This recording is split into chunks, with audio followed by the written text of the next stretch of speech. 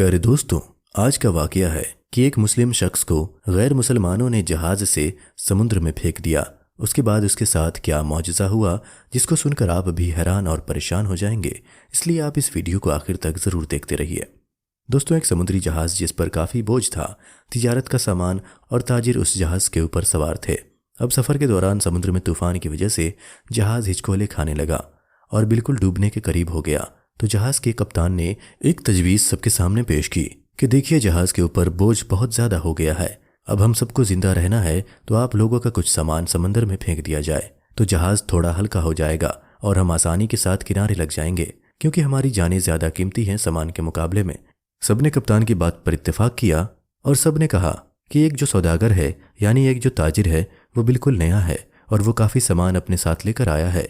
उसका सामान फेंक दिया जाए समुद्र में तो इससे हम सब डूबने से बच जाएंगे, और उसका सामान जितना है उतना अगर फेंक दिया जाए तो हमारा जहाज़ आसानी के साथ किनारे लग जाएगा। सब ताजिरों ने इस बात पर इत्तेफाक किया, लेकिन जिस ताजिर का सामान फेंका जाने वाला था उसने कहा, मेरे अकेले का सामान क्यों फेंका जाएगा? सभी ताजिरों का थोड़ा थोड़ा सामान समुद्र में फेंक दिया जाए, उससे नुकसान भी सब पर तकसीम हो जाएगा और सबकी जान भी बच जाएगी। लेकिन सब सौदागर ने उस नए सौदागर यानी नए ताजिर के खिलाफ बगावत कर दी और उससे लड़ाई झगड़ा करना शुरू कर दिया।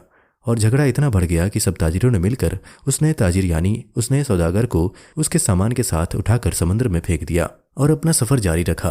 ताजिर को तो समुद्र में फेंक दिया गया। वो ताजिर बहुत देर तक लहरों से लड़ता रहा, आखिरकार थक कर बेहोश हो गया। लेकिन कुछ देर बाद जब वो होश में आया तो उसे मालूम हुआ कि समुद्र की लहरों ने उसे किसी वीरान और नामालूम जजीरे पर लाकर किनारे कर दिया है। वहां ना आदम ना आदमजात, दूर दूर तक कोई ठिकाना न था, बस छोटा सा जंगल और पानी ही पानी। सौदागर बड़ी मुश्किल से उठा, सांस ली, यहाँ तक कि वो चल भी नहीं पा रहा था। वो घुटने के बल गिर गया और कहा, या अल्लाह, इस मुश्किल सूरत हाल में मेरी जान को बचा ले, मेरी मदद फरमा। कई दिन वहां पर ताजिर के गुजर गए।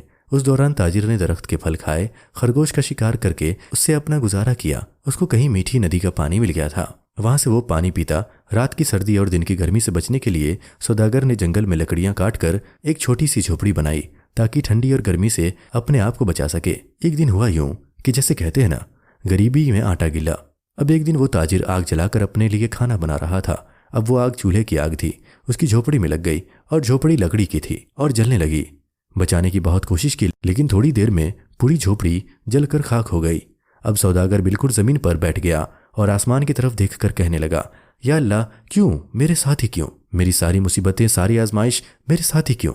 हम लोग भी अक्सर शिकायतें करते हैं कि मेरे साथ ही ऐसा क्यों है, यह आजमाइश मेरे साथ ही क्यों है, ये मुसीबत मुझ पर ही क्यों? ऐसे ही उस ताजिर ने भी कहा, या अल्लाह, एक तो मुझे गलत तरीके से समुद्र में फेंक दिया गया। अभी छोटी सी झोपड़ी मैंने बनाई थी, या अल्लाह, तूने इसको भी जलाकर राख कर दिया। या अल्लाह, मेरे पास अब कुछ भी नहीं बचा है। मैं इस जगह पर अजनबी हूँ, तन्हा हूँ। या अल्लाह, ये आफतें मुझ पर ही क्यों आ रही है? ऐसी बहुत सारी शिकायतें उस सौदागर ने अल्लाह की बारगाह में की और गम के मारे वो भूखा ही सो गया।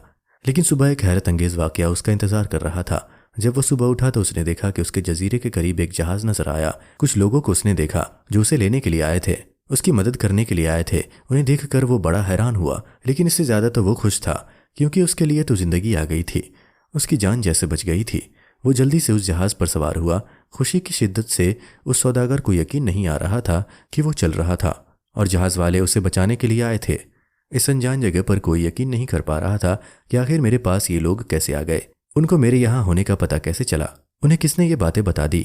सौदागर ने उन जहाज वालों से पूछा, भाइयों, एक बात मुझे बताओ, तुम्हें कैसे पता चला? तुमने मुझे कैसे ढूंढा? आखिर मेरा ठिकाना तुम्हें कैसे मिल गया? ये तो बिल्कुल अनजान और अजनबी जगह है। उस सौदागर के इन तमाम सवालों को सुनकर जहाज वालों ने जवाब दिया, हमने यहाँ पर धुआं उठता हुआ देखा तो हमें ऐसा लगा कि कोई शख्स हमें अपनी मदद के लिए पुकार रहा है, क्योंकि समुद्र में जब कोई मुसीबत में फंसता है तो इसी तरह से इशारे देता है। और हमें ऐसा लगा कि किसी ने यहाँ पर आग जलाई है और धुएं के जरिए वो हमें मदद के लिए पुकार रहा है। हम तुमको देखने के लिए यहाँ पर आए। ये सुनकर ताजिर बड़ा खुश हुआ, अल्लाह का शुक्र अदा करने लगा और उसने अपनी कहानी सुनाई। बल्कि उन लोगों ने पूछा, तुम्हारे साथ क्या क्या हुआ? तो उसने बताया कि सौदागरों ने नाजायज़ तरीके से उसे उठाकर जहाज़ के बाहर फेंक दिया। समुद्र में उसका सामान भी फेंक दिया गया।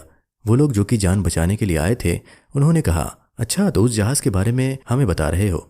तो मैं आपको बता दूं कि वो जहाज़ अपनी मंजिल तक नहीं पहुंचा, बल्कि समुद्र के लुटेरों ने उस जहाज़ पर हमला कर दिया, पूरा सामान लूट लिया और सारे ताजिरों को कत्ल कर दिया। सिर्फ तुम अकेले बच गए हो। तुम पता नहीं कैसे बच गए, अल्लाह ने तुम्हें बचा लिया। सौदागर ये सुनते ही ज़ारा कुतार रोने लगा, वहीं सजदे की हालत में गिर गया और कहने लगा, या अल्लाह तेरे काम और तेरे फैसले सबसे बेहतर होते हैं। तू जो भी करता है अपने बंदों के लिए बेहतर ही करता है। बस हम ही बेसब्रे हो जाते हैं, हमारे अंदर सब्र नहीं होता, वरना बाद में तो पता चलता ही है। अल्लाह तेरा जो फैसला था वो बिल्कुल सही था। मेरे भाइयों और बहनों और दोस्तों, अगर आपके हालात बिगड़ जाएं तो आप डरे नहीं, आप खौफजदा ना हो। बस इतना यकीन रखिए कि खुदा की हर चीज़ में हिकमत होती है। जब भी आपका कोई काम रुक जाए, आपकी कश्ती भंवर में फंस जाए, आपकी झोपड़ी जल जाए, तो ये जान ले कि खुदा आपका अच्छा इंतज़ाम कर रहा है। दोस्तों, अगर आप अपने दिल को सुकून देना चाहते हैं और दुनिया व आखिरत के लिए आफियत चाहते हैं तो सिर्फ अल्लाह का जिक्र करें, क्योंकि यह हमारी शैतान से हिफाजत फरमाता है और हमारे नफ्स को पाकीज़गी देता है। हमें हर नमाज में अल्लाह पाक की तारीफ़ करनी चाहिए। तारीफ़ में आप अल्लाह पाक के नामों की तारीफ़ कर सकते हैं। अल्लाह तू ही करीम है, तू ही खिलाने और जिलाने वाला है, तेरे ही हुक्म से ये दुनिया चलती है, तू हर चीज़ पर कादिर है। अल्लाह पाक से माफ़ी मांगने वाले को अल्लाह पाक बहुत पसंद करते हैं।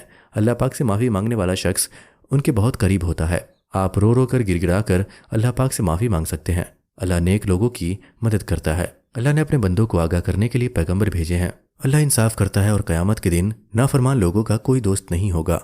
अल्लाह उन लोगों की मदद करता है जिन्होंने पैगंबर की बताई नेक राह को अपनाया या ईमान लाए। अल्लाह अपने बंदों से बहुत मोहब्बत करता है। इसके विपरीत जो लोग नेकियां करते हैं उनकी मदद के लिए अल्लाह हमेशा हाजिर रहता है। जो खुदा की राह से भटके हुए हैं उनका बवाल से बचना मुश्किल है।